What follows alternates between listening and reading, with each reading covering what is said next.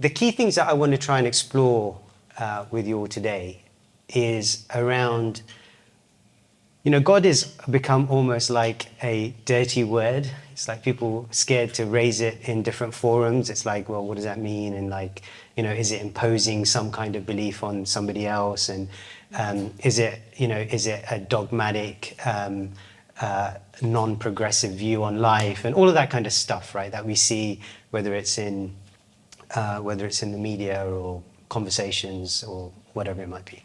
And I want to explore it a bit head on in terms of the Vedic perspective of what that means, because God is obviously not a Vedic term, and it doesn't have a direct translation either, and we'll see why.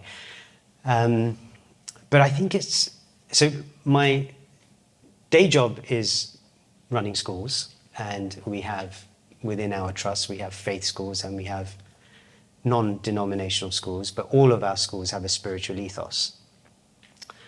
And one of the big challenges for us is how do you determine, define, deliver a spiritual ethos in a non-faith or non-religious context? And I think that's one of the things that the Vedic perspective has a lot to say about. So I thought we'd start off with this. You've probably all heard of the story of the blind man and the elephant. So, well, if you haven't, then let me just give you a quick précis. So essentially, people looking at the same thing from different perspectives, okay? So we have these individuals and they're all touching, they've got blindfolds on, they're all touching different parts of the elephant. And their experience is what they understand to be reality, because we understand reality to be based upon our experience, our individual experience, right? So one person is touching the tusk and he's saying it's a spear, somebody's touching the ear, thinks it's a fan, etc., etc. And what this very simply conveys, and very powerfully, I think, is this notion of a multiplicity, a pluralism around truth. So we have this concept or idea that truth is in a box and it's either true or false. And that comes from quite a Western Greece, Rome type basis of how logic and philosophy has developed in the Western world. And, nice, neat categories, and everything has to fit in those categories. Whereas that's not always the case, particularly when it comes to our experience. Particularly when it comes to what I'm experiencing and you can't possibly know what I'm experiencing, and vice versa. So here we have this situation. So this is how far the story goes. And in my upcoming book, which I've called Before Religion, I use this analogy and kind of play it forward a few steps. Because now imagine, so you've already got a problem here, right? These individuals are trying to talk to each other about what they think is the truth of this substance, okay? And you can tell they're not going to agree because their experience is entirely different. But they are looking and experiencing the same object, except, of course, they're only experiencing part. And that's the issue. We're experiencing part of it. Now imagine that they're actually speaking not just with blindfolds on, now they're speaking in different languages. Now, you take that complexity, and then that becomes basically, there's no way I'm going to ever appreciate what anybody else is saying about this object, because now I don't even understand what you're saying. And then you take language and then you take it forward in terms of the actual understanding and appreciation of what the other is feeling and experiencing. And you can see very quickly, even with something so basic and simple as this, you can't get to consensus. You can't get to mutual understanding. And now, here we're talking about an elephant, as the story goes. Now, what if we're talking about God? So when you're talking about God in these terms, with your own language, with your own kind of microscopic experience of that reality, and all the other kind of facets that go into it, I mean, is it really a wonder that the world is in the state it's in? Because people just don't get what the other person's talking about. And obviously, what I experience as the truth, i.e. my religion, has to be better than your religion, or what you're saying must be what you're experiencing, because I'm clearly experiencing a spear and you're telling me, it's a rope. So this is why sometimes children's stories convey profound truth in a way which is very easy for us to kind of access and appreciate. Sometimes what can become a very complex and difficult to access concept. And I've always, I kind of always felt that there's a really powerful role for the Vedic perspective, which we'll get into, in terms of shining some light on how is it that we can approach this complexity and help create a simplicity around it that enables us to not just kind of tolerate each other, which is the way society seems to be thinking. From my perspective, tolerance is a pretty low bar in terms of, I will tolerate you. It's like, okay, I mean, if that's your aspiration, that's a pretty low aspiration.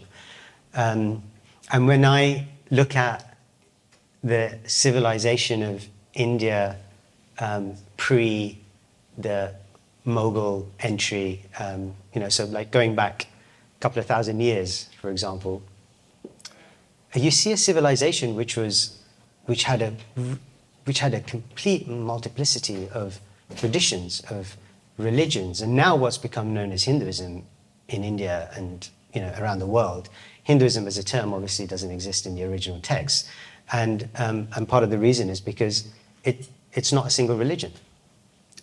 So these different traditions survived in India, not just survived, flourished in India with more than just tolerance. So what was it about that? And that's the basis of the book that will be coming out. Is what was the basis of that civilization that allowed it to function in that way?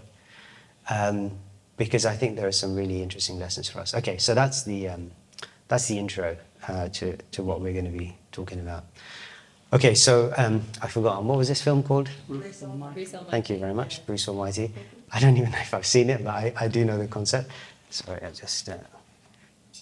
think I do this. So playing God. So I have something for you guys to do before you all really do fall asleep, which is if you can get into either 2s or 3s, whatever you like. If you want some paper and in true kind of children's school fashion, colouring pens, we have them available. And I want you to discuss 2 questions that I'm going to ask you, if you will, to feed back into the group when you're done. And these are the 2 questions. What is God for you? What does the word God as a concept, what does it mean for you? Okay, so how do you perceive it? How does it, you can define it in whichever terms that you want to. And the second question is, where is God? So this may well relate to what is God, and it may not. That's up to you to decide. So you don't have to answer it as 2 separate questions. You can answer it as one if you want. But I'd like you to spend about 5 minutes, ideally in 2s if you can, because then you both get a chance to say something. And just at the end of those 5 minutes, if you can just think of a few points that came up in your discussion that you'd like to share with the group. Is the question the task? Is that clear? Yeah. Yeah? Okay, off you go. Okay, fantastic. I'm actually really encouraged that 1, you're not asleep, but 2, you are really engaged in the conversation. So I'm hoping it was about the questions I've asked you, not about something random like what's for dinner. But okay, so volunteers. Anybody want to kick us off with some reflections, thoughts, sharing? I don't mind. Yeah, please. I'm Ashley, this is Sharon G. Hey. And it was hers, not mine, but Okay. I'll be in the voice box for this one. We kind of... You want the love mic, by the way? Yeah. I completely forgot about that. No, so I just You're all hold going to be it. on TV. Oh, I'm not. Say hello, Mum. Basically, and I could completely agree with this, and this analogy that my lovely new friend has said to me just has really sort of put it all in a nice little box, as you were saying. But what is God and where is God? If you just think of ourselves as drops of water in the ocean, but the ocean is God. And then you can immediately make sense to me. Immediately you can see where I fit in and where everybody else fits in and where God fits in and where we all are. I mean, that just was so powerful for me, that one sentence that you just said. I think the whole weekend's been worth that.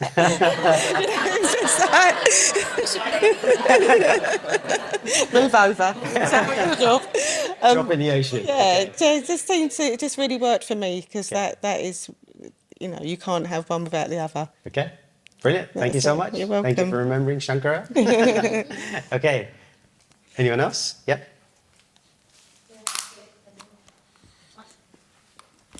Where's it going? Yeah, so I'm going to say Adam's. In his understanding, God is all existence. So everything, every single thing. And where is he? All encompassing everywhere. And he sees him in, like, whether it's a child or an animal or nature, or and he was even saying that he'd want to experience all faiths and experience all beings and positions and everything, but it's that also that connectedness of everything.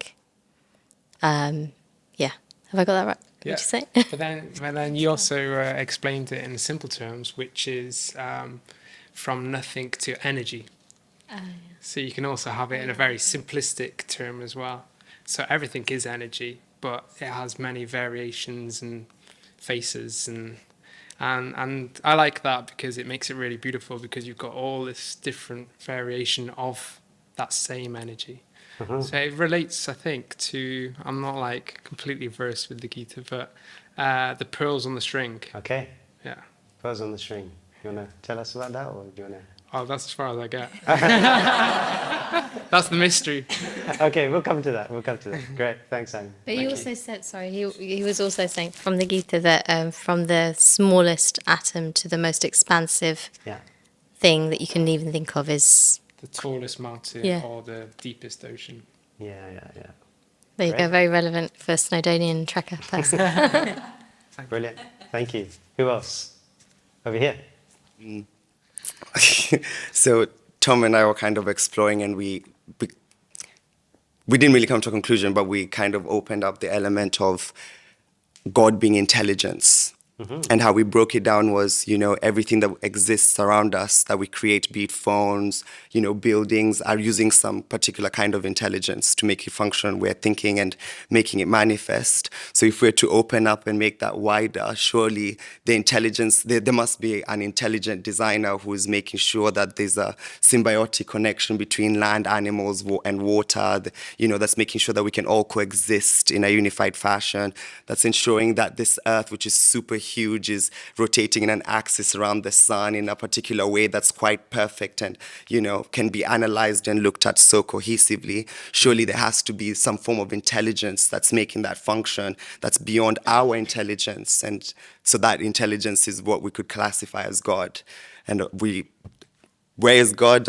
Tom said God is here, within the heart. And I imagine also just connecting with everything else, He's everywhere, because there's so much intelligence beyond our limited intelligence like that.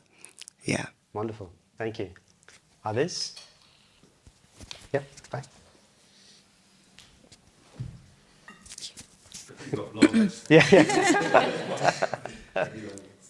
We said the same actually about the intelligence, in terms of it's beyond what we know. And the minute we say, oh, this is God, we don't know. So it's totally beyond it. But something we did say was, if you asked us as a child, we'd say God was up in the sky, and when He's angry, the thunder goes, and when He's unhappy, we cry, the rain comes down. So it's at what stage in life you ask what God is, it changes. Yeah. When I don't know if any of you remember this program called Newsround. It used to be children's focused news, right? So I remember this was like when I was a kid, primary school, I was watching Newsround, and they had this program on God, this coverage on God, and they said, in the East, when they asked the kids, where is God? And then they compared it to in the West when they asked where is God. So in the West, it was there, and in the East, it was here. And it was quite an Interesting. just at a very basic kind of level, what the reference point is. So yeah, no, it's just reminding me when you said that. I was brought up in the West, clearly. Anyone else? No? Okay, so I know who didn't speak for next time. So, okay, so let me now just take you inside a little bit of the Vedic kind of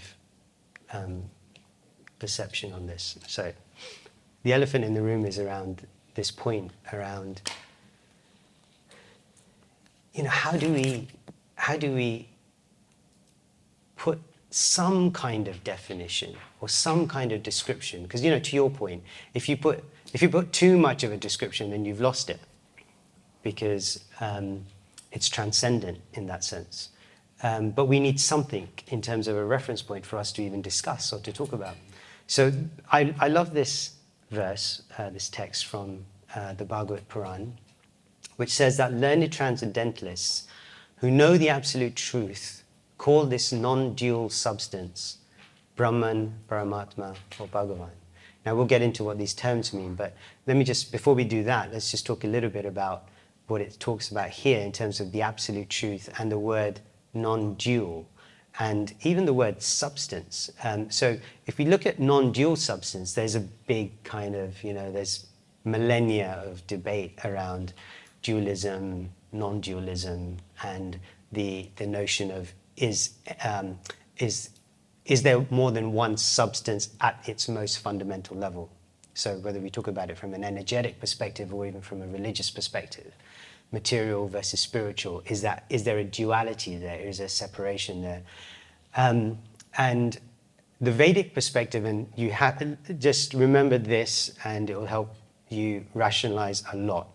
So the Vedic perspective is typically and, not or.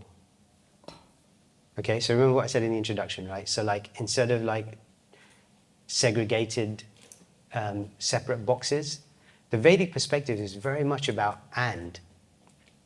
It's this and that. It doesn't force a dichotomy. It's not forcing it's either this or that.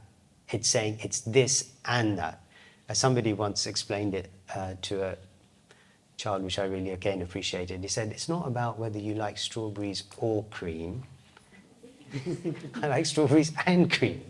So it's, you know, like there's the sense of the elephant, right?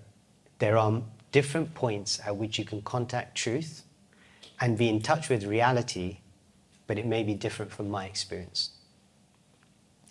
So now, when we speak about Brahman, Paramatma, Bhagavan, we'll come on to that actually a little bit later, but let me just speak about this. So the Rig Veda, one of the 4 Vedas, a very authoritative text in the tradition, there is one reality about which, in various ways, learned persons speak.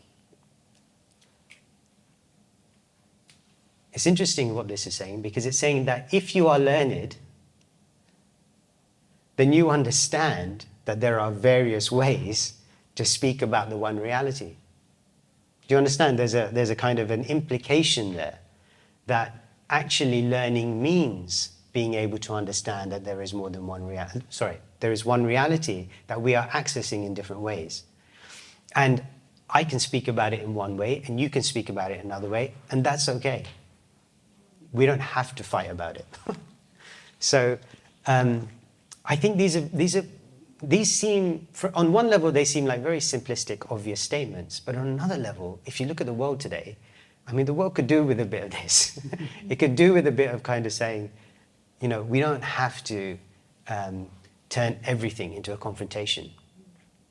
And, you know, like in schools, in every school you'll find, not every, but many schools you'll find a debating society.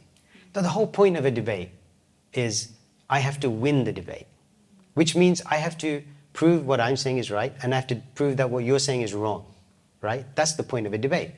So we train our children to debate. But how many schools have a conversation society? an empathic conversation society.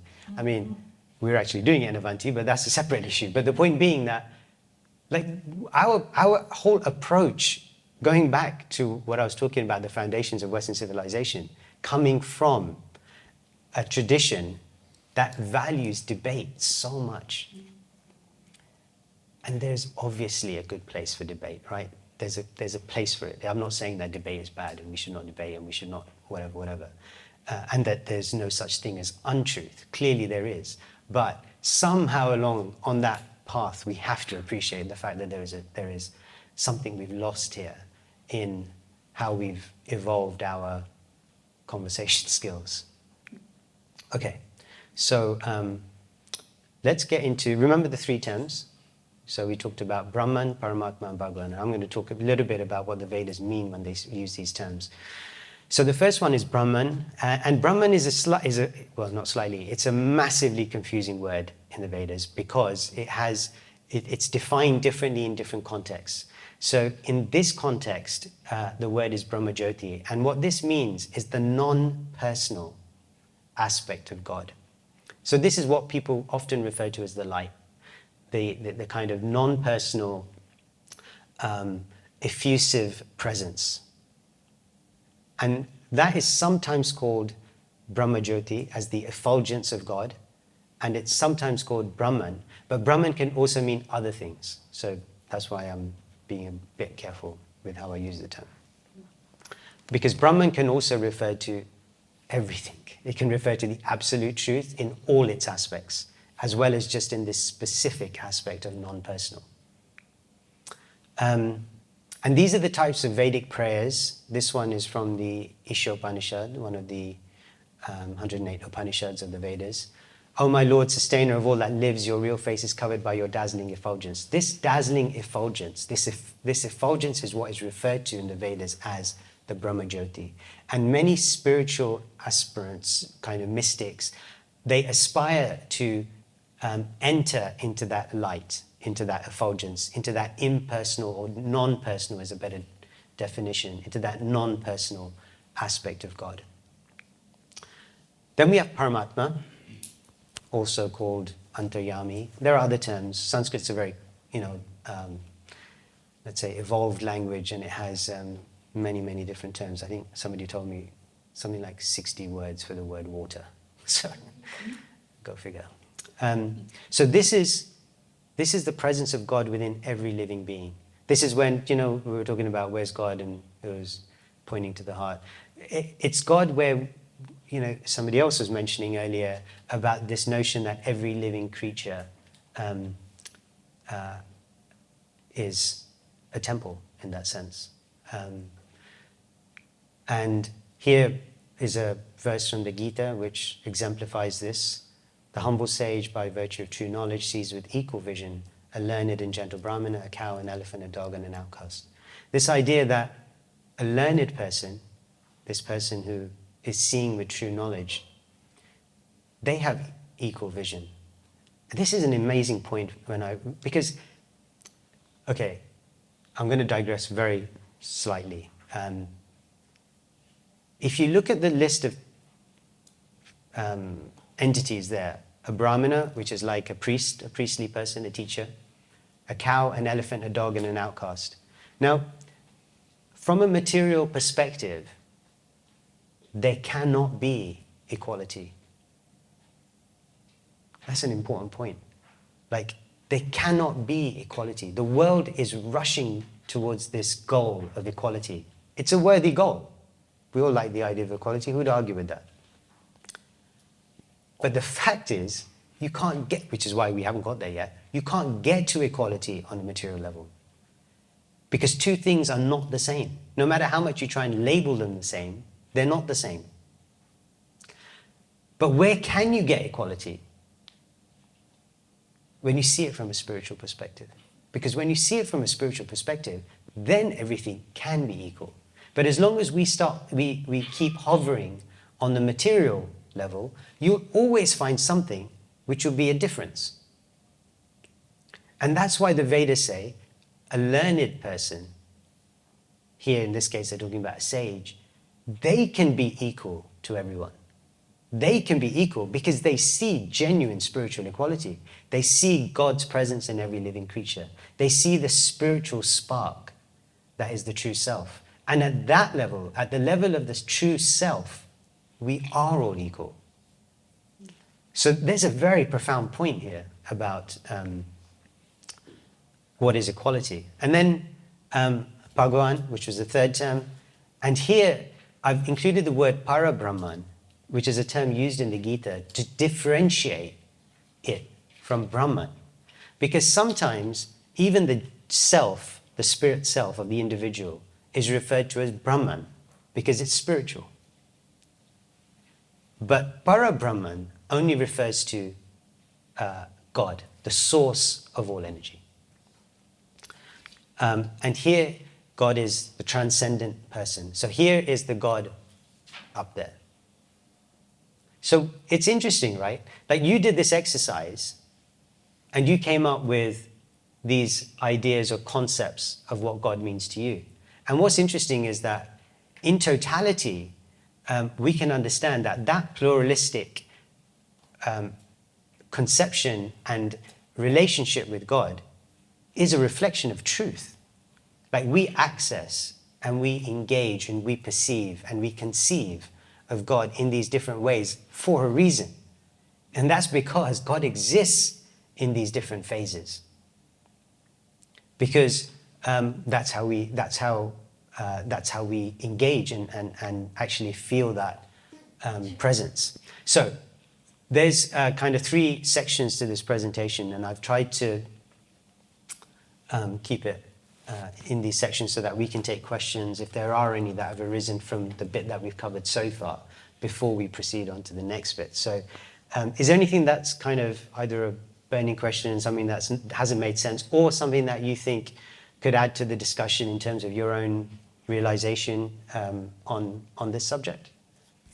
I work in a court, in a Crown Court. I'm a court usher, and I interact with people that commit crime every day, and it's very serious crime. It's indictable, serious crime. And I'm struggling because I do believe that we're all connected. I really do believe that. We were talking about that. But I'm struggling that some of these people that I meet are so far away from anything like this, that this has not even occurred to them. And then, you know, I appreciate that people are on a different path of their spiritual journey. We're not all at the same level. But, you know, there's some of the things that these people do to other people and to themselves is so... I can't really find the word. I don't see how I can connect with that. Not in a snobbish way, but in a I can't see any commonality between us. I know that sounds horrible to say. Do you see what I'm saying? No, I completely appreciate that. I think that's a very human response to so many of the conditions and the kind of depravity that we see in mankind, in all of the things that we as human beings are capable of doing. So I'm just thinking, so would it be correct, if correct is the right term, to say, instead of thinking the person that commits crime is both my friend and my enemy, if you look at it in Vedic terms, like he's not either my friend and he's not even my enemy, but he is both those things. He or she is both those things to me. Would you say that is a better way of looking at it? Would that be a more helpful way to look at it? That's an interesting question. Here's a suggestion. I think the reason why we're encouraged not to think about it in terms of friend and enemy is because it creates separation in our perspective, and it creates a duality, a mental duality around something which, and that duality won't help us in understanding the wholeness of spiritual reality and God's presence, for example, in every being. Yeah. I think I can tell you what's helped me in terms of this kind of issue. I found it helpful to think of it like a hospital. You know, this world is like a bit of a hospital, and different patients are in here with different things wrong with them and with us. And some patients know they're sick and some patients don't know they're sick.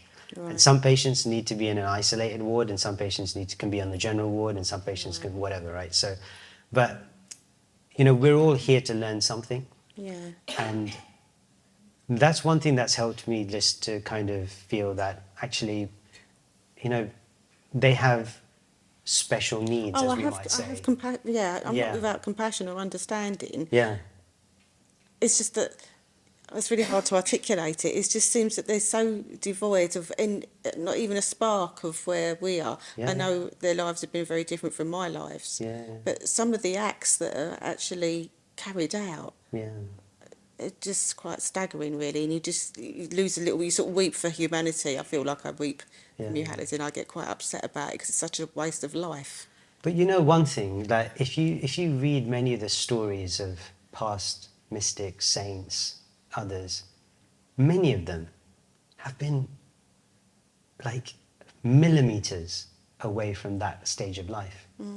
Many of them have committed acts which we would ordinarily, in that moment, have condemned internally and kind of thought, I want nothing to do with that. But they were a moment away from spiritual realization. And I think there's an interesting thing there about the fact that spirituality does transcend these things. So whilst we're on that level and we're kind of engaging in all the things of the material world, these are very troubling things for us to perceive. But I think when we can see the potential, the spiritual potential of an individual, not being limited by those things, that everyone can move beyond. And ultimately, you know, that's, you know, you work in the court system, right? So like, that is the basis of our legal system. Yeah. It's the basis of our penal system, right? Like the idea that you can be reformed. Yeah, absolutely. Because if you can't be, there's no what we're point, doing. Yeah, right? So what are we doing? Yeah. So that's, and I think that's an important thing for us to remember also, is that, you know, there will be different things required and needed for an individual at a point in time. But if we appreciate that there is a spiritual spark there is the presence of God there, then we can appreciate there is potential there. Yeah. And who knows how close they are to that potential. And it's our job to help them Yeah, as much as we absolutely. can along that path. Oh, that's been really helpful. Yeah. Thank you. Okay. Thank you. All right. You ready for the next section? All right. Part 2. So I want you now to think about, how would you describe your ideal religion? So we're all used to complaining about religion. We're all used to complaining about the people in charge of religion and how it's organized or disorganized and institutionalized and all the rest of it. So now here's your chance. Tell me about what your religion would look like and its process of spiritual realization. What does that look like? And as a follow-up to that, how do you personally connect with the divine? So you described a bit about what you think what is your conception of God? You've talked about that. You've talked about what God is, where he is, rather. So I want you to say a bit about how do you connect with that concept, if you do. You don't, obviously, if you don't, then that's absolutely fine as well. Clear? Yeah? Okay, so roughly at the same time, you've got 5 minutes. Discuss amongst yourselves, and I'm going to ask. So again, I just want to thank you for your time, Naveen Pavu. I just want you to talk a little bit more about the practices of Bhakti Yoga, where it says, engage in indirectly developing spiritual love without selfish motive. So I'm just going to speak about my perspective of where the question comes from. So just before you do that, Sure. Are you reading engaged in directly developing or engaged in indirectly? Indirectly developing spiritual love without selfish motive. My point is without selfish motive. Okay, good. All right. So if my motive is to reach enlightenment and develop a higher and better self, Is that selfish? it sounds so selfish. I want to be a better person Yeah. so that I can be a better person for other people. Yeah. So selfish because I'm still focused on the self. Yeah. So how can I be motivated, or where does the motivation come from to make it sound less selfish? or can we word it in a different way that's without selfish motive just sounds so selfish to me. Yeah. Without selfish motive sounds selfish. Yeah. So I'm glad you've jumped right to the essence. So good. So I'll answer that, and I'll try and answer that, and then we'll get some reactions. Yeah, look, these you'll see that this is at the top of the ladder. This is a very elevated state of consciousness, and whilst aspects of this may be true in our lives, much of what we do and think and feel, etc., is based on selfish motive. Some aspect of less selfish. You know, there's this idea, right, that a selfish person thinks about themselves. A less selfish person thinks about themselves plus their immediate family. A slightly less selfish person thinks about themselves, their family, and their friends and community, etc. And it goes on. And it goes on to the point of all living beings on this planet.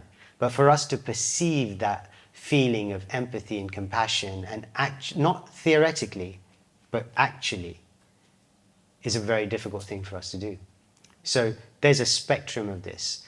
And when all of that falls away in terms of when the self, for the self's sake, falls into the background and isn't the motivator in our connection and love to the divine, when that reciprocal relationship is established on the basis of purely love. Because remember, when we talk about love, again, a huge topic, but in simple terms, you know, people talk about love as a sentiment, as an action, etc., etc. Different ways you can talk about love.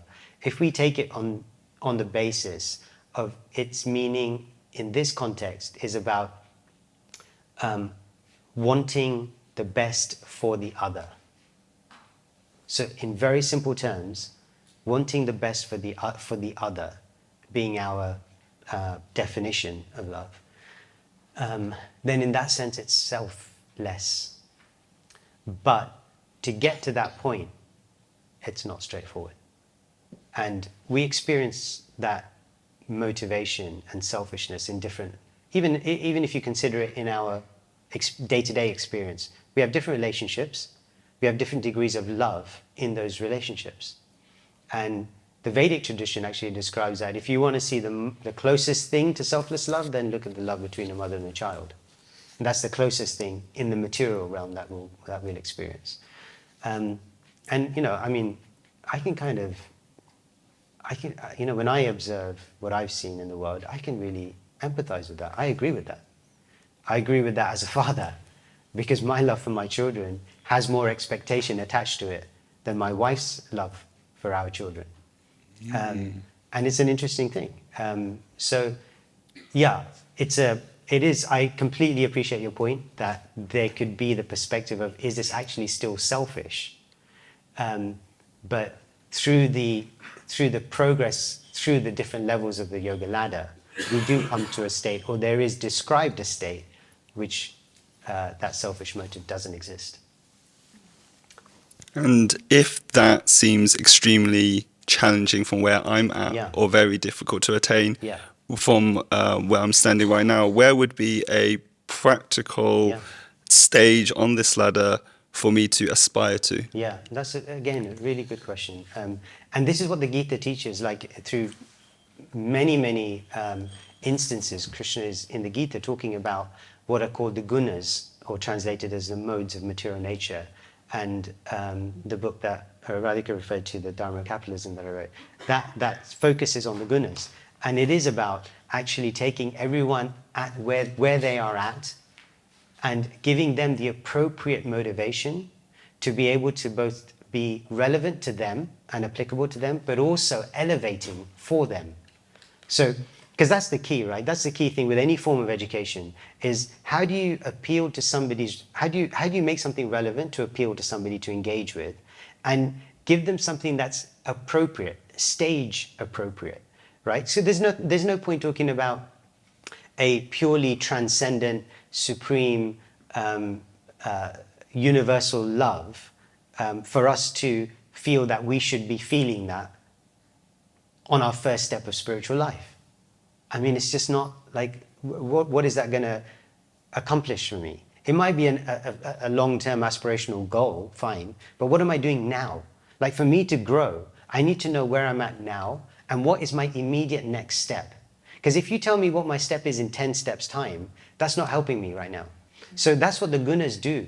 They kind of say, this is a descriptor of the different gunas, so you can self-diagnose which guna and which combination of gunas you're in, and according to which guna you're in, this is what you should be aspiring for. And then as you rise up the gunas, Krishna says, from ignorance to passion to goodness, then from the platform of goodness, you can then aspire for more purely transcendent things. But first get to goodness. Like, if you can't get out of bed or stop watching TV, get to passion first, right? And then talk about goodness. So it's a very pertinent question, and the answer lies in understanding the stages of the gunas, which will help us move gradually, step by step, towards transcendence. Thank you for that question. Okay, I'm asking for reactions to anything that kind of just, I'm not going to pick on you, don't worry. Anything that comes to you in terms of like how you engage with this, how you saw this, reactions to it. Yeah, please. So two things jumped at me here. The first one was the different types of yoga. Because in the West, the understanding of yoga that we're most familiar with, or that we see yoga through the lens of, is asanas, the physical practice. And I feel like for so many people, that's where the understanding starts and stops. And I didn't know this myself, to be honest, until recently, when I was in a conversation with my yoga teacher, who I asked about kirtan, and then he told me about Om Nom, and this is how I'm here. And then he mentioned that what we do at the studio is actually karma yoga. I'm not sure that if my understanding was completely correct, and if it aligns with what you've showed us here. But that was very eye-opening for me to understand that there's other ways, other angles to see yoga through, and yoga is so much vaster than the physical practice, which is what I've been doing for the past 6 years. And then it was mind-boggling. It was like, oh my God, there's all these other types of yoga. Like, yoga is this vast thing. So that was the first thing that really jumped at me. And then at the top here, it says extract from Before Religion. Oh, yeah. So I was wondering what that was. And the reason for that is because with the previous question that you asked us, what is the perfect religion? I realized that I had such a mental block when it comes to the word religion that I couldn't even go close to it to imagine what a perfect religion might look like. Because to me, it comes with a lot of connotations, and they're negative connotations of how religion has been used, institutionalized religion has been used in the past, and it still is, you know, as an excuse for power, as an excuse for evil, as an excuse for so many ugly things. And I was so stuck in that, or with that sort of acceptance, understanding of the word, that I couldn't move past it. It was so powerful for me. So I'm wondering if you actually know where the word religion comes from, or what is meant here, extract from Before Religion. Are these pre-religion phases? Okay, sorry, my mistake. I should have explained that. So I'll do the easy bit of that first. Yeah. Before Religion is just the title of my upcoming book. Okay. And this is an extract because it's one of the illustrations which Ekadashi did for us for that book. So it's in the section where I talk about yoga and yoga philosophy. So that's the easy bit. In terms of the word religion, I did know, and somebody in the audience may be able to help me in terms of its Latin roots, but essentially, if nobody wants to jump in, it's about, oh, perfect. Religio means to bind. Aha. Religio, rebinding, to reconnect. Very good. That's correct. No, brilliant. And which, interestingly, is what yoga means. So, and this is the real tragedy of the whole thing. The whole tragedy of what has become known, i.e., the connotations associated with the word religion, which is much like the word God, as I said in the beginning, has become a dirty word. Like, we don't want to talk about it because, as you say, and I think it's true for many, many people. In a recent census in the UK showed the lowest numbers of people associating with faith, less than 50%. So you can see that it's not true on a small scale, it's true on a big scale. And I couldn't agree more. It is the fault of religion that we're in the state that we're in terms of how religion is perceived and the institutionalization and the corruption of it and all that stuff, right? So that's I think we're on the same page there. In terms of the different types of yoga, yeah, absolutely. And I think it was a real insight for me also when I read the Gita, and I was thinking about, because Krishna very rarely in the Gita speaks about Ashtanga yoga.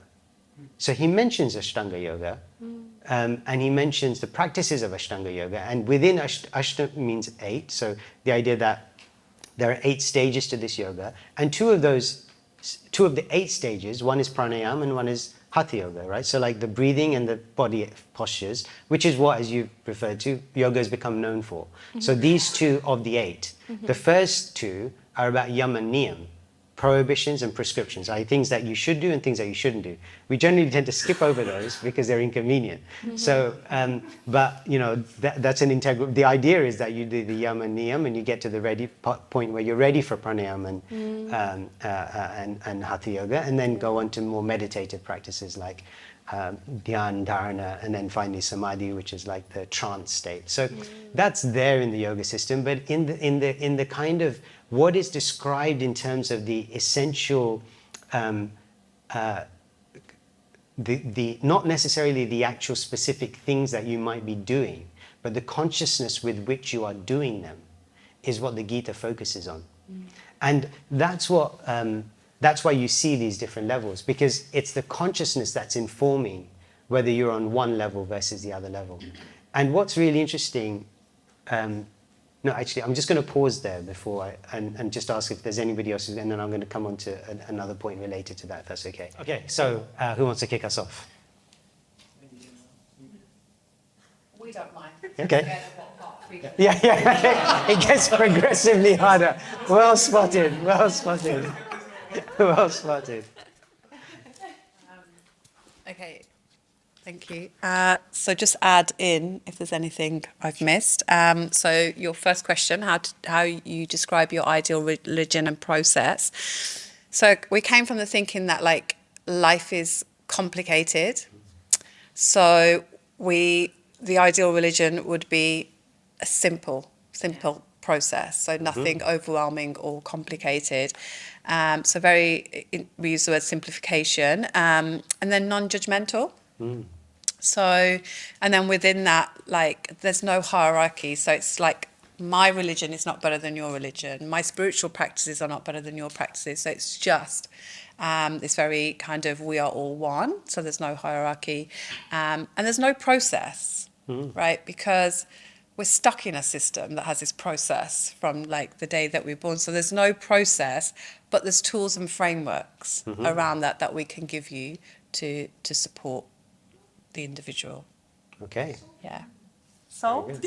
Solved. Send it straight to the Vatican. Okay, wonderful. Thank you so much. Okay. Did you have something else? No, that was it. No, do you want to add? That was it? No. Yeah. No? Okay. Thank you. Others? Tom, I do kind of have one. It's a bit of a weird one because, I mean, film yourself. I'll tell you if you're in shot weight. Like. Yeah. okay. No, I just see Adam's apple. There. Yeah, that's good. That's good. Yeah. I can see it from here. Sit back. Yeah, sit back. I've forgotten the question actually. That's on the point. Yeah, we were talking about. The ideal religion for me would where in some way we could learn from the earth. The earth is like, you know, the teacher. And if we could sort of, in some way, sort of have like someone who could teach the earth's wisdom. Because I mean, well, what was the? So I feel like we learn so much just by being like outside, sort of very indirectly, like. So in that sense, you know, the first problem was like, do we need like some old wise man who's kind of like learned all the tricks of the trade to then sort of bestow that upon all the younglings? But then that sort of turned into like a bit, is that like a dictatorial type thing? So then coming back to what I was saying before, maybe you don't need that. And all we need is just to sort of spend time outside and we kind of learn through that. But I don't know if that, you know, is that religion? I don't know. Yeah. Very good. Thank you very much. Anyone else? Yeah.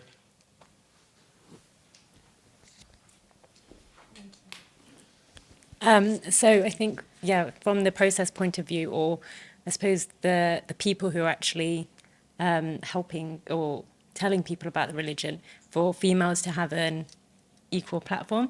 So we understand that there's feminine energy, but to actually have that from a female voice or perspective would be really powerful, and I think really helpful, because I think a lot of people are put off by the whole, you know, like men telling the story, and especially if they have those kind of difficult relationships in their life. So I think that would help.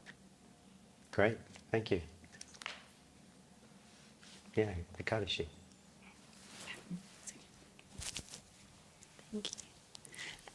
We were speaking about two totally different aspects of it. We started off speaking about how it'd be very easy to list like A, B, C, D. These are all my favorite things I'd love to have, like a utopian religious world. And then we were also speaking about our discussing how, but then we also know that like children, we kind of can't as a society just have everything we want, because then we probably need the boundaries and the structure and the rules, and the kind of things that we think are difficult are probably the best parts for us. So then we were just discussing how it's hard to actually pick what would be good for us and what would actually help us, rather than just our favorite things that would actually be detrimental.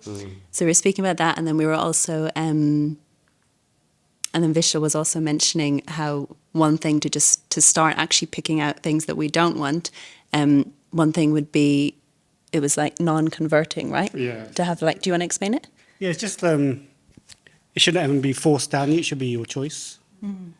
So it's an invitation. We have all this wealth of knowledge, or something that's proven to work based on experience, and it's your choice to try it for yourself. Yeah. I think we were saying that as society, in all religions and all organizations, even events, there's always going to be people who, for whether it's good or bad reasons, want to convert people, whether it's just, I'm so passionate about this and I love it so much that I want to share it with you and I want you to like it because I like it, or whether it's more of a egotistical, I know better and you should do this. Whatever the reason is, that's naturally going to happen. But when you're on the receiving end of obviously feeling pushed into something, it's not so nice. So I think we were saying it would be nice if whatever this ideal religious world is, that everyone felt that it's up to them to come into it how they want. Brilliant. Okay, last one, and then those of so you guys, Radhika and company, and this sofa and that sofa. You guys are on the next one. Oh no, I forgot. Okay, two more. All right. I just think like good-natured people with characters that are supportive of life and empowered to resolve anything that is a hindrance to that. So just supportive of life on this planet, just in simplistic terms, and don't complicate it. Okay, keep it simple. Exactly, yeah. All right. Okay. So, here is something which Ekadashi very kindly drew up for me for the next book, Before Religion. So I've taken an extract from it. I've got some copies here, which I'm going to hand out to you, so you don't have to read that. And what I'd like you to do is take a read of it. This is essentially the yoga ladder. So the yoga ladder as described, there are probably two principal books of yoga. One is the Bhagavad Gita and the other one is Patanjali's Yoga Sutra. Between these two, they cover pretty much what we know about yoga. And the Gita speaks about the various ways of engaging in yoga, or simply connecting with the divine, and what differentiates these different approaches. And this is not about necessarily the difference in practice, but this is about the difference in consciousness. So I'm going to just give this to you as it is. And what I want you to do is just discuss it with the person next to you and just give me some senses of what is it that comes to you from this? Like, what is it that stands out? Something that surprises you, something that you find intriguing, something that you find disagreeable. Just give me your kind of reaction to it. Is that okay? Okay, here we go. One thing that hopefully you may have noticed, do you see these arrows that go up from one stage to the next? And then there's an arrow that goes down, back to that stage. And the reason for that is because actually, it's not a one-way street. You can go up the yoga ladder, you go down the yoga ladder. But there's another arrow that's really interesting, and that's the arrow that's on the far right. And that's an arrow that goes from any stage, including right from the bottom of karma yoga and hedonistic life, all the way straight to the top. So what Krishna explains in the Gita is that you can do this step by step if you want, or you can go straight. So you can either go by the stairs or you can take the elevator. It's up to you, like, your choice. Now, why is it that the unalloyed bhakti yoga sits at the top? And Krishna explains through the Gita in different chapters where he takes Arjuna through a series of essentially kind of thought experiments about like what is it that you could do, and you could do it in this way or you could do it in that way. And ultimately in each conclusion Krishna brings him to is that, but ultimately, what is the ultimate aim? Because if you look at all of these things, dhyan, gyan, karma, like they have some motivating factor in addition to love. And the Vedic perspective is that the final, purest motivating factor that we should attain to is love. So when you add anything to love, when you mix that love with something else, whatever it might be intellectual pursuit, it might be action or work, it might be whatever else that you want to add to love, you've got some step to go. And that's why with bhakti yoga can also be practiced at these different levels, and that's why karma yoga is sometimes even translated as bhakti yoga. Because bhakti yoga is the act, or karma yoga is the act of doing something and offering the results of that action to a higher purpose, to the divine, or as your means of connecting. So some people's means of connecting is through intellectual pursuit, philosophical pursuit. Some people is through action, right? Even in the Christian tradition, you have, works as their form of karma yoga. So it's like you do an act and you dedicate the act to God, or however you want to define that. So that's also called bhakti yoga. But bhakti yoga, as it's described here, which is why it's prefaced by unalloyed, is that there is no other motivating factor there except for love. And because it is love which at the end of the Gita, and even in Patanjali's Yoga Sutra, is exalted as the highest motivation. That's why that's there. Because that's what exists at a spiritual level, at the soul level, soul again, it's a difficult word, so let's, at the self level. I was reading chapter 2 of the Gita. You spoke on the chapter 2, right? So, and, you know, one thing I found really interesting in chapter 2 of the Gita, this is the chapter where Krishna is giving the basics of the Gita, right? Like the 101. And he's talking all about aspects of the self. And you know something really interesting that struck me? He never uses once the word soul. He doesn't even use the Sanskrit translation for the word soul, like Atman. He says this, or he says the embodied, or he says, you know, like he refers to it indirectly because he's bringing Arjun into the conversation. He's not assuming. And at that level, at the level of the self, what is it that exists? And the nature of the self is to love. The Vedas say the only two needs of the self is to love and to be loved. That's the only thing, the only two things that the self needs. It needs to love and it needs to be loved. And that's why Bhakti Yoga, unalloyed Bhakti Yoga, is exalted. I'm absolutely loving this, so thank you so much for being here.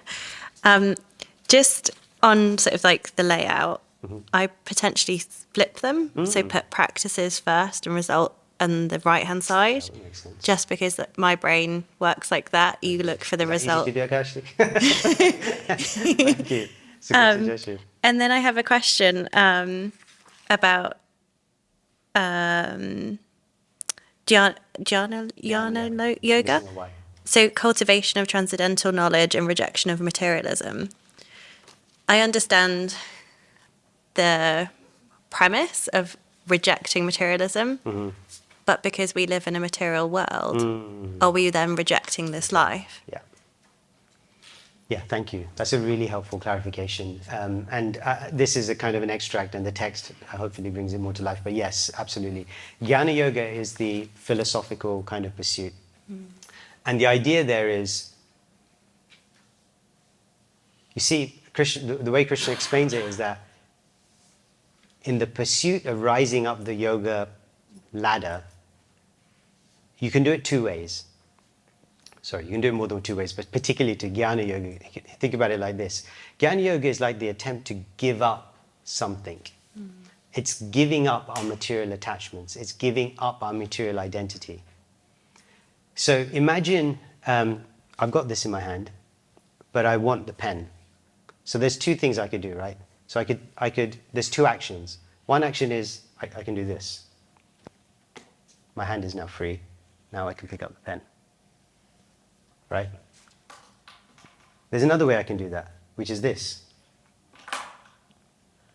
Okay, so the difference in the action is that one had a deliberate, specific focus on putting that thing down first before I picked this up. The second action didn't focus on putting that down. It just focused on picking this up. That's the difference between Jnana Yoga and Bhakti Yoga. Jnana Yoga first practices specifically to put something down first, which is our material identity. Once I put it down, then I'll focus on the spiritual positivity. First, let me get rid of the negativity. Whereas Bhakti Yoga says, just do it simultaneously because it'll be easier for you. So is it, I need this, is it about giving up our material? In the Jnana Yoga path, it is a bit. Okay. And that's why it's so difficult. And that's also why, to the point somebody made earlier about keep it simple, is that's not the recommended path by Krishna. Because he's saying that's a really difficult thing to do. You're going to struggle by that. Better you just do it directly. And that's a recommendation of the Gita. Right. Is that okay? Yeah. And then, sorry. Yeah? Now I'm questioning, why is it a ladder? Yeah, okay. To be honest, Krishna doesn't say ladder. Okay. So the reason why it's conceptualized as the ladder, because I know the danger of it is the hierarchy of it, right? Like there's a perceived hierarchy of a ladder. But you know, the thing is that there are stages, and it is a path where closeness to that goal, which is of unadulterated pure love, where are we at on our journey there? And that's what the ladder is trying to convey. Okay. But very happy to get feedback on the pictorial. Thank you. Okay, thank you. All right, so I'm going to come on to the end goal of yoga, which is this. Now, this kind of will help you. We've talked a bit about this, so I won't dwell on it too much, but a text from the Bhagavad Puran again. The supreme dharma for all humanity is that by which we can attain to loving devotional service unto the transcendent Lord. Such devotional service, or bhakti yoga, must be unmotivated and uninterrupted to completely satisfy the self. Now, the interesting thing here is that this is about satisfying the self. Like, when is the self satisfied? When is the self satisfied? And that's what, do you remember what I said earlier about this point? It's two things the self needs. One is to love, the other one is to be loved. So until we're situated in a position where we love in an unmotivated way and we are loved, until that reciprocation is established, the self is not satisfied. It may have experience, no doubt. There's no question of that. We will have different spiritual experiences as we progress on our own paths towards a certain goal. But what the Vedas is saying, and the Gita and the Bhagavad Puran here is saying, is that it is that end which will completely satisfy the self. And that's different from a spiritual experience. That's a unmotivated, uninterrupted. When we talk about, the Sanskrit term ananda, like this uninterrupted, unending state of bliss, that's this state. It's the state at which we are situated in love, both receiving and giving. And I'm going to run through this. I was going to do this slowly, but we talked about ways in which you would connect. We didn't really get much feedback on ways in which we would connect to the Supreme. But there are 9 processes that are described, and these are generic processes. And actually, when you look at this from a comparative religion perspective, you'll see this in spiritual traditions. These are the types of things that go on, in whichever way, shape, or form that they may be doing them. But these are the ways in which people are engaging with their approach to the divine. And different processes, different paths will have a focus on specific things. So you'll have one tradition that focuses on prayer, and another one on singing, and another one on, whatever, right? So, and that's okay. And remember, going back to the point, it's the beauty of it is being able to appreciate the fact that other people can be progressing on their path, and it can look different to mine. And these are 6 or 3 pairs of loving exchanges that are described. And these are ways in which people develop that relationship. So one is around food, one is around gifts, and the other one is around conversation. And again, it's quite interesting. These are generic. Like, if you think about ways in which you develop a relationship with somebody, these are quite good overarching ways in which you can think about that developing of that relationship. And how this then informs our interaction with the divine, but also with others who are on that spiritual journey with us. So I'm going through this a little bit quickly just because I want to come on to the 3rd section. So, but ultimately, the Bhagavad tells us, and this is one of my favorite verses, ultimately the Bhagavad tells us is that you're experiencing 3 things. You're getting some pleasure, hopefully. You're getting some nourishment, you feel the body nourished, and your hunger is going away. Now, if you were eating and these 3 things were not happening, your hunger was not getting less, you were not getting nourished, you would have to question, no? You would have to question yourself, like, wait a minute, am I actually eating? Would you not? So what the Bhagavad is telling us is that if you are on a spiritual path, devotion, experience of transcendence, and detachment from material things. So detachment is like the hunger going away.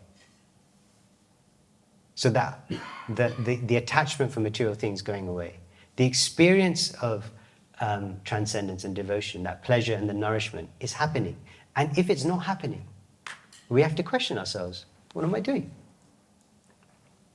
And this is one of the things, again, that the reason why I love this verse is because it provides this is not about a person or a god or a scripture telling you, you must do A, B, C, otherwise X, Y, Z.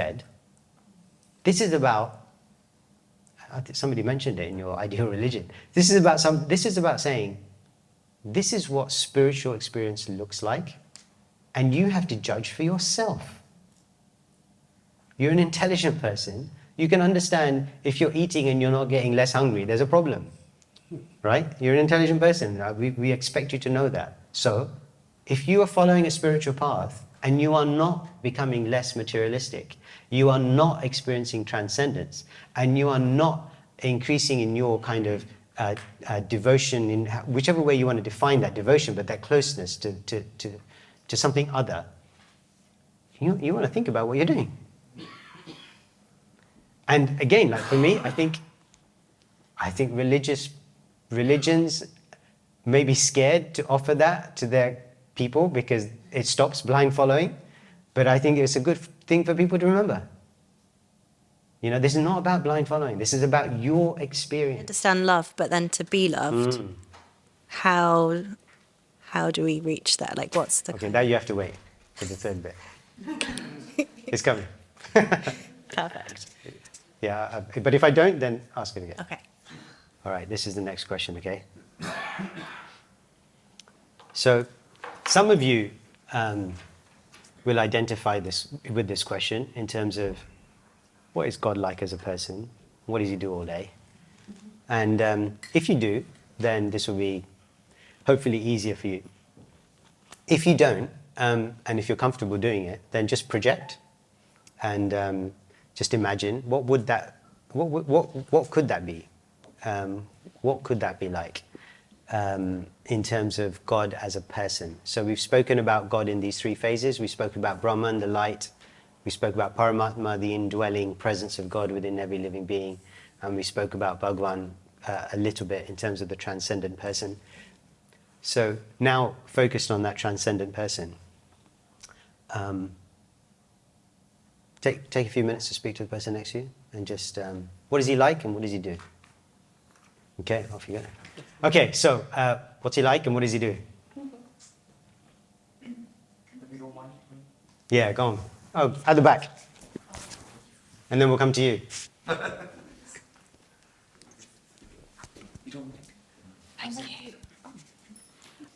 So my God as a person, something that came up for me when it's either he or she, that's always a tricky one for me when I hear he, I think. But as a person, my God is kind, compassionate, and loving and patient. And sometimes when I see those qualities in people, I feel quite emotional. And what does God do all day? Initially I thought, oh my goodness. And I said, play. And then I saw it said playing God. So anyway, my God would play. Very good. Thank you. Thank you. If you can Thank you so much. Thank you. Hi.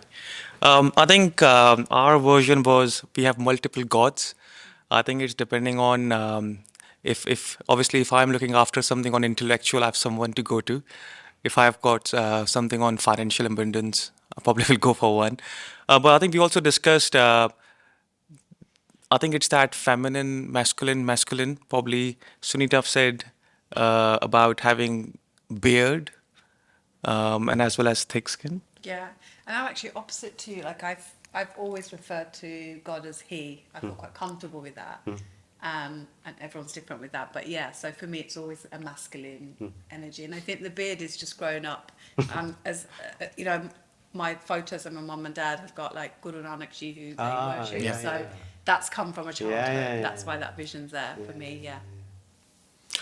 And yeah, I think the second part was about obviously we see the God being more watchful, patient, seeing us, what we are doing. I think the interesting part, which I actually liked while we were discussing, was it gives us signs if we are able to pick them up, if we are conscious. Say that again, please.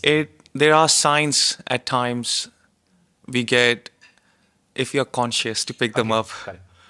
And obviously it helps us to mark our destiny.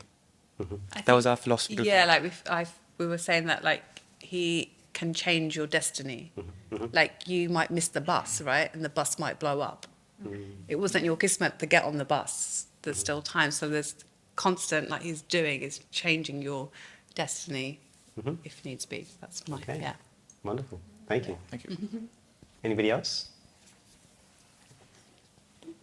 This will be easier. I imagine God as like a grandfatherly figure, and he's just there with his arms open. He's like, "Come and sit on my knee. Like, let me tell you a story." And I don't think God wants us to be perfect.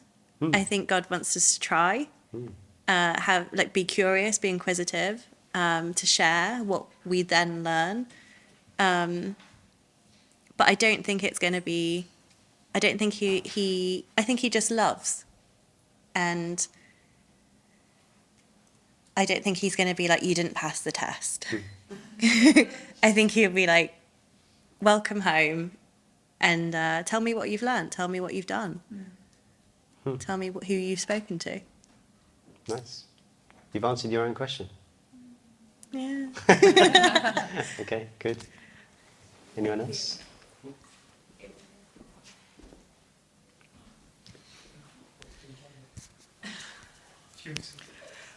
Well, in the spirit of challenging a bit, I think this question is biased. The question is biased. Yes. Yeah. I don't think God is a person, or that it's fair to try to manifest it as a person, because then we give it human characteristics and traits, and we aren't perfect, as you said, and God or the divinity is. However, going down this train of thought, I think God is whichever person, a mother, a sister, a friend, a partner, that brings out the best in you. And so it isn't just one person, since we get many different things from many different human beings. And it's just like that connection that lets us both get and give the best of each other. Well, so that's a really important point that you're raising there, which we're going to come on to in a minute. So thank you for that, and we'll come on to. I'll see if I can cover the person bit also there. But the second part of your comment was particularly interesting, which we'll discuss a bit more. Yeah, you had something. Just really quick. Yeah, please. Thank you. When we were discussing what is your God like as a person, first of all, we both sort of looked at each other and did the, male or female type thing, and we think that it's both. For me personally, we look at Mother Earth and we use the term Mother Earth. We look at nature and we think of those as feminine qualities, and then suddenly, but when we talk about God, like the overarching one, he's a man. So I get a bit sort of like, well, Mother Earth is supposed to be God, but God is a man with a beard, and like to me that doesn't make sense. So it's unconditionally loving. This being is unconditionally loving, which is male and female, and not really male and female, doesn't really cut it. It's just a all-encompassing being who's unconditionally loving. And what does this lovely creature do all day long is being constantly present and loving in our lives. And that's, I think, for us, just sums the whole thing up in a nutshell, really. Thank you. Okay. So I'm going to respond to a couple of points that came up here, right? So you saw that there's variation here.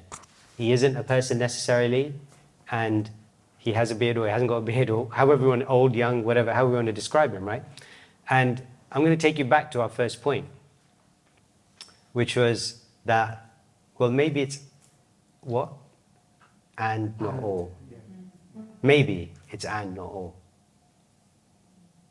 And I think, because look, ultimately, I don't know about you, but I can't put my hand on heart and say, well, I've seen God and I know what he looks like, and here I am telling you. I mean, can we? And even if we can, can we hand on heart say, I know what he looks like and I know what he doesn't look like on another day? Do you see what I mean? Like there's a, and here before I get into the kind of pursuing that to its end, I love Nietzsche. Like some of the stuff he says is just too good. Like it's just so good. So now, this is a very famous quote, right, that Nietzsche makes. And I would believe only in a God that knows how to dance. This was his rejection of the orthodoxy, the rejection of, and you know, when devotees of Krishna see this, they think, whoa, he's talking about Krishna. It's like, yeah, maybe, you know, obviously he's talking about Krishna, but Nietzsche wasn't quite there, I don't think.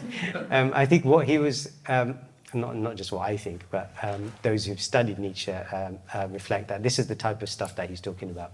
That the idea that the philosophical kind of abstract God was intellectual nonsense, he was frustrated. He was frustrated with an intellectual class who thought they had a monopoly on describing God, and they were kind of doing mental gymnastics and trying to whatever the common people, and he was fed up with it. So he didn't like that. He didn't like the idea that God was engaged in strenuous work, which he had to do, and he thought that was philosophically incoherent, that the idea that an all-powerful person or entity, let's say, could be forced to do things he didn't want to do. So that's what he means by dancing. Well, that's how they interpret it. Maybe Nietzsche had more realization than we give him credit for, but so that's what he would mean by this idea that there is a lightness. That's what he does. He does what he wants to do. And that his perception of, if there is a God, that God must be a blissful, playful God in his kind of perception, as opposed to an angry, resentful God who's out to do all that kind of stuff, and this idea that he would just be simply enjoying. So that's kind of Nietzsche's kind of, and this is somebody who's kind of fighting the orthodoxy of religious practice. And the Vedic tradition comes at it from, so that's Nietzsche as an intro, but we won't go much further with Nietzsche. We'll have to go to the Vedic tradition. This is kind of this bit around coming face to face with God. Now here we go into, what is the Vedic description of God, right? Like when the Vedas talk about, remember here now we're talking about Bhagavan, the transcendent person, God in that person form. Now, the point about it's a biased question because it presumes God is a person, I think that's a completely valid question and objection. But let me just take you back one step, right? Is that maybe, and this is the point of this idea of, remember that verse that that learned persons talk about the same reality in different ways? Like this idea that maybe God has different, and this is what the Vedic proposition is that there are other aspects, that there are different aspects to God. And people will engage with that aspect in the way that they feel comfortable. And I think the point that you made about anthropomorphism, the idea that we're human beings and then we project that reality onto God, is a big objection. And I understand where that comes from. The idea that the Vedic kind of says it's flipped the other way. Kind of similar to the statement about we are made in the image of God, that kind of notion that there is a spiritual reality of which the material world is a perverted reflection. So there's the tree and then there's the shadow in the lake, right? So then which one is real? Well, they're both real. It's just that one is the actual tree and the other one's a shadow, but the shadow is real. But we're engaged with the shadow in the material world, and the spiritual reality is the reality. So it's like the material world is like looking at the shadow all day long, and then we turn our gaze up when we see the tree and think, oh, right, it's different. Now it's in 3D. And in, like, what do they call it? Like whatever color, right? So like it's a different experience. And this is the nature of, there's a fear psychologically that we experience because we're so jarred with relationships in the material world that we project that ongoing difficulty in a spiritual reality, and therefore there is a comfort in an impersonal spiritual reality because it obviates the need for relationships. And when we can see beyond that, the material kind of confines, then the Vedas say we can open ourselves up to the experience of a transcendent spiritual reality that includes relationships. But for those people who don't want that, there is the Brahman, the effulgence of God, which is the non-personal aspect. So this is introducing a personal, blissful, and unconditionally loving God, which is the God that Nietzsche was talking about, which is a God that we inherently, as we've kind of heard from different people, are drawn towards, because that's what we expect from, an ideal scenario. And the Vedic tradition, those of you know anything, who are familiar with different concepts in the Vedic tradition, there's always this balance, which is quite a unique balance actually in as religion goes, in terms of the male and female kind of aspects, the dual aspects of Godhead, and the idea that that relationship which exists between the male and the female in terms of the roles of divinity is where perfection lies. And here, which is the point that was made, sorry, I don't know your name, about God being more than one person to different people. There's an amazing aspect of this in the Vedic tradition about what's called rasa, or it's hard to define, but like this idea of the flavor or the mellow within a relationship and how that differs in different circumstances. And this idea that our relationship with God, if we wish it to, can move beyond awe and reverence. And the way it can move beyond awe and reverence is in an intimacy of love that takes on 5 primary dimensions. And they are, there are books written on in terms of how these dimensions exist and all the rest of it. But suffice to say for now, that one of those relationships is one of servitude, of intimate servitude as opposed to awe and reverence. Another one is around friendship. Another one is around parental, like a child to a parent. And another one is around a lover and a beloved.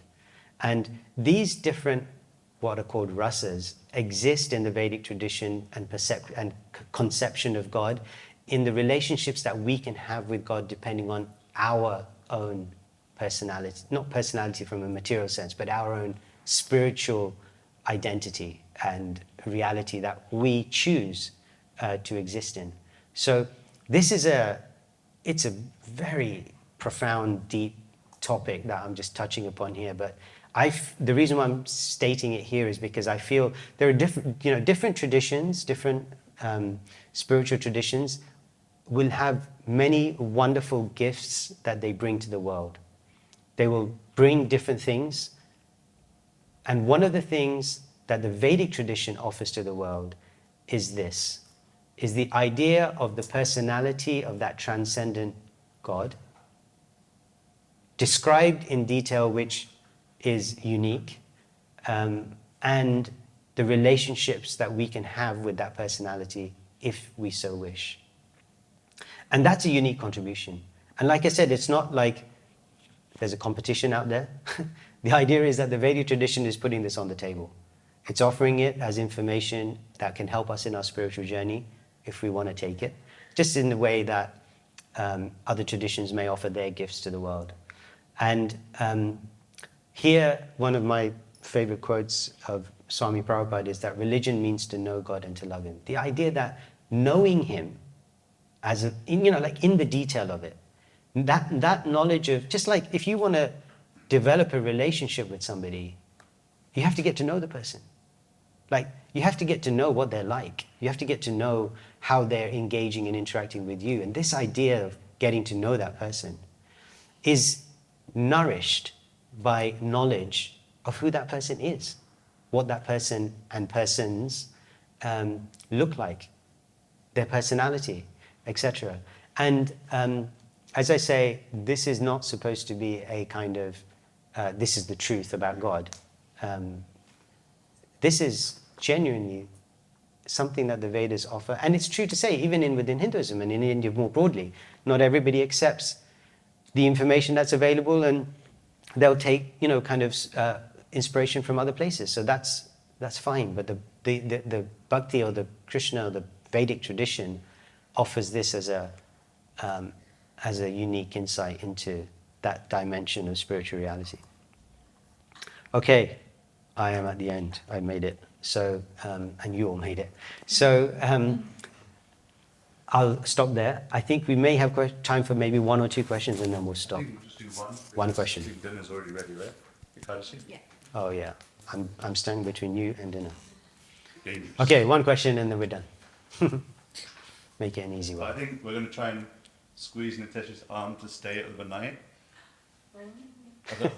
Means that that's a good idea. So yeah, we'll discuss it. So don't worry if you don't get the 1 question in basic answer. Okay, I think it's going. From your experience of having worked with lots of different people, what do you think is the most joyful route to finding the relationship with God that makes like your heart come alive? So when you've got all of these forms of divinity and you're still figuring out what God is for you, and some of them feel a bit uncomfortable, how do you think is the most joyful way to be like, how this is my, you know, Krishna? For some people, they just adore Krishna and they have that, like you see their eyes sparkle. Is there a method of searching, or is it through study of the scriptures and through building a relationship rather than discovering, oh, that's it? Yeah. That's a really good question. I said make it an easy one. So, but I'll try. Okay, so I think the reason why it's complex is because there are different things that feed into that process. So one is about faith, and that faith could be, and how one develops faith, and that's a whole kind of topic in itself, right? There's something about, you know, if you just look at those people who identify as religious in the world today, like, I don't know the actual stat, but I would guess something like more than 95% of them were born into that religion. So there's something about what you were born into and what was given to you. And then there's something, like you said, about kind of studying religious texts and seeing what speaks to you. And I remember my own experience was, I opened the Gita once, and I was looking at different kind of spiritual texts, and I'd opened the Gita, and I read this one verse, and the verse was speaking about how one can develop their relationship with Krishna. And at the end of it, the last line of that was, I'm telling you this because you're my very dear friend.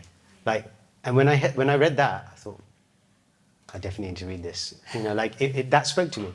So I think it is about exposing ourselves to something and building from there and seeing what does speak to us. And one of the principles of the Vedic tradition also, and I think it's true for other traditions, is that, you know, if we are sincere in our seeking, then if we believe that God resides in our heart, then that path is also illumined, right, by his presence. And he will also handhold us through that process. So I think there's a combination of things. I think there is being attuned and conscious and trying to be aware of what it is that speaks to us. And that's a conscious endeavor. It's not just reading something for the sake of reading it. It's reading it for trying to see how is the divine trying to speak to me. And trying different methods. I mean, I think that's the beautiful thing about something like a retreat like this, right? Like, you're going to be exposed to different things. You're going to be exposed to, like, kirtan, obviously, and forms of yoga and philosophy and scriptural texts and what other things. And there'll be other practices. I mean, even eating is a spiritual practice, so, like, nobody can argue with that one. So, you know, like, whatever that might be for somebody, I think that's like, there's even, you know, verses that speak to that it's what works is what works. I mean, if it works for you, then that's working for you, right? So, yeah, I'm sorry that's not a really, like, structured, systematic answer. I can give you one, but I just feel like that also, if I refer to that approach, unless you have a lot of time to get into it, it can sound quite boxed in, which is not what it's supposed to be. But to that verse, do you remember the one about the eating? Like, remember that verse, right? Like, it's such an easy way. Like, do you feel nourished? Like, do you feel pleasure in eating? And do you feel your hunger subsiding? And if you feel those 3 things, then you're eating. So, like, you know, like, Be aware of that. Be conscious of it when you're engaging in a spiritual practice. I feel like whilst we blame institutionalized religion and the leaders in them for doing what they do, there's also a responsibility we have to hold in the fact that we allowed ourselves to be blindly led because we blindly followed. And the Vedic tradition is very much against that. You cannot abdicate your responsibility for the teacher that you choose and the path that you follow. And Krishna says, after the whole Gita, he's spoken everything to Arjuna in the Gita, and he says, have you thought about what I've said to you carefully? Have you reflected upon it? Having done so, do as you wish to choose. So like, you now choose. You do what you wish to do. Having heard what I've said carefully. So like, that's the mood that I think we should approach it. Like, pay attention, be conscious, make a choice. Thank you. Okay. Thank you.